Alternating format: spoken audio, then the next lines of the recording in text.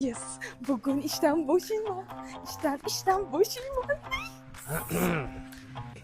Bir soat kech qoldingiz-a? Uzr, yo'lda tirband ekanda Biz ham har kun shu yo'ldan borib kelamiz, lekin biror marta kechikkanimiz yo'q-ku. birinchi marta-yu. Shu kechikish munosabati bilan maoshingizdan olib qolamiz. Maylimi? Maoshimdan? Yo'q, maoshimdan olib qolmoqchimisiz?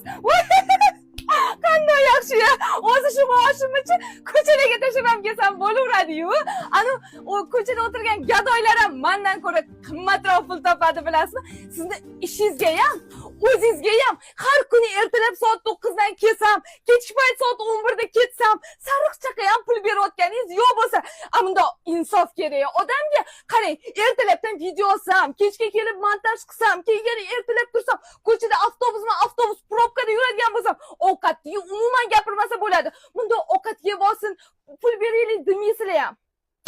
Shunga ham. Rahmat. Sizga tegishli emas, rahmat. Tushundingizmi? Charchamaylik, ishdan boshladim.